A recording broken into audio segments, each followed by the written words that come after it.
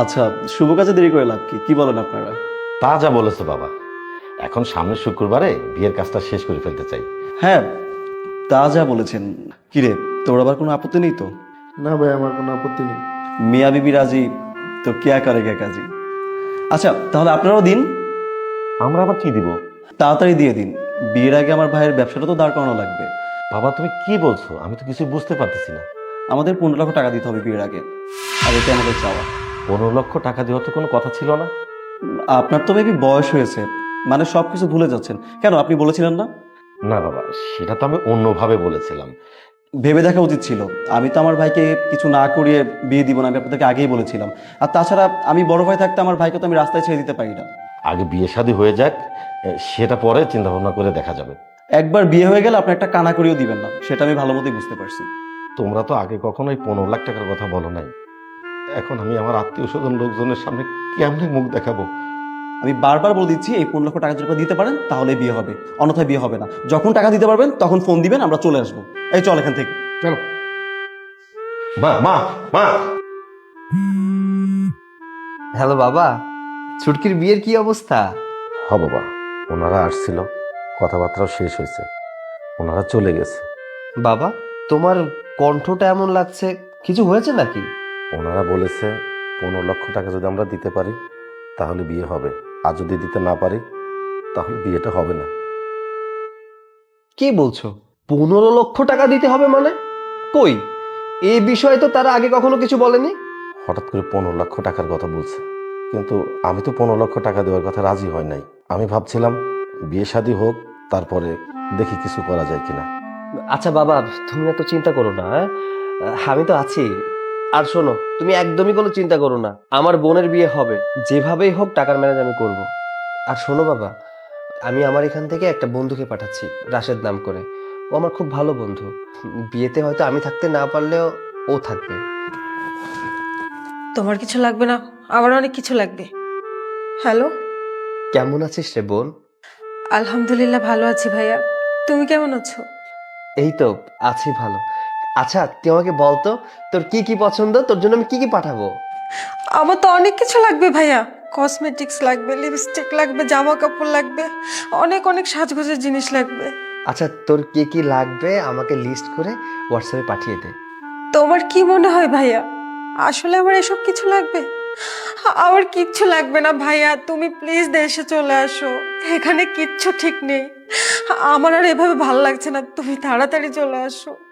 এইভাবে বলিস না বোন, তোরা যদি এভাবে বলিস তাহলে আমি বিদেশের মাটিতে কিভাবে থাকবো? তোদের সুখের জন্যই তো আমি এখানে পড়ে আছি। আচ্ছা শোন, এত কথা বাদ দে তো, তোর কি কি লাগবে শুধু লিস্ট করে আমাকে পাঠিয়ে দে, আমি সবকিছু পাঠিয়ে দিব। আচ্ছা রাখছি, হ্যাঁ, ভালো থাক।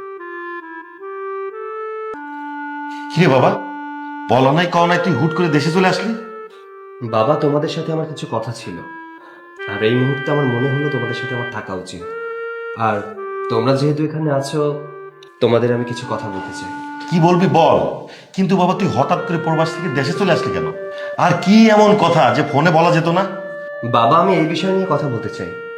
তুমি যদি আমাকে একটু সময় দাও আর অনুমতি দাও, তাহলে এই বিষয় নিয়ে আমি কিছু কথা বলতে চাই। আচ্ছা বাবা, তুই কি বলবি বল। বাবা, আমি বিদেশের মাটিতে যে কোম্পানিতে চাকরি করতাম, ওই কোম্পানিটা হঠাৎ করে বন্ধ হয়ে গেছে। ওখান থেকে আমাকে পাঠিয়ে দিয়েছে, তাই দেশে চলে এসেছি। হায় হায় বাবা, তুই এটা কি বলছিস? এখন বিয়েটা কিভাবে হবে বল? আর 15 লক্ষ টাকা আমি কোথায় পাবো? আঙ্কেল, কিছু মনে না করলে আমি কিছু কথা বলতে চাই। দেখো বাবা, আমাদের পারিবারিক বিষয় নিয়ে তুমি কথা বলো না। আর তুমি কেনই আমাদের পারিবারিক বিষয় নিয়ে কথা বলতে যাবে? আচ্ছা আঙ্কেল, আমি কি আপনাদের পরিবারের একজন না? হ্যাঁ তা ঠিক। আচ্ছা বাবা, কি বলবে বলো। মানেটা হলো, আমি আপনার মেয়েকে খুব পছন্দ করি। ছোট থেকেই তো আমাদের চোখের সামনে বড় হয়েছে, কিন্তু এতদিন বলে উঠতে পারিনি। তাছাড়া মাঝে একবার যখন দেশে এলাম, তখনও কিন্তু আপনাদের সাথে দেখা হয়েছে। তখন ওকে দেখে আমি খুব ভালোবেসে ফেলি। হয়তো বন্ধুত্বের কারণে হোক বা পারিবারিক সম্পর্কের কারণে হোক আমি ব্যাপারগুলো বলে উঠিনি, কিন্তু এখন যখন দেখছি 15 লক্ষ টাকা যৌতুক দিয়ে ওকে বিয়ে দেওয়া হচ্ছে, তখন আমার মনে হলো এই পরিবারটা ওকে নয়, শুধু টাকাকে বিয়ে করছে। এমনকি বিয়ের পরে টাকার জন্য ওকে নানাভাবে হ্যারেস করবে। আর আমার বন্ধুরও চাকরি নেই, আমি আমার বন্ধুর বিপদে বন্ধুর পাশে দাঁড়াতে চাই। আপনি বিশ্বাস করুন, আপনার মেয়ের একটি চোখের পানিও আমি কোনোদিন ঝরতে দিব না। আর এই যে আমার বন্ধুর চাকরিটা চলে গেছে, আমি আমার টাকা দিয়ে ওকে ব্যবসা করাবো। আমরা দুজন একসাথে ব্যবসা করব, আমরা বিদেশ যাব না। আঙ্কেল, এখন শুধুমাত্র যদি আপনার সম্মতি থাকে তাহলে আমি আপনার মেয়েকে বিয়ে করতে চাই। আচ্ছা বাবা, তুমি যদি আমার মেয়েকে বিয়ে করতে চাও আমার কোনো আপত্তি নাই। আমার মেয়ে যদি রাজি থাকে তাহলে আমিও রাজি। এটা শুধু আমারই ভাবা উচিত ছিল। যারা যৌতুক নিয়ে বিয়ে করতে চায় তারা শুধু টাকাই চায়, আমার মেয়েকে বিয়ে করতে চায় না। বাবা, আমাদের সবার সচেতন হওয়া উচিত।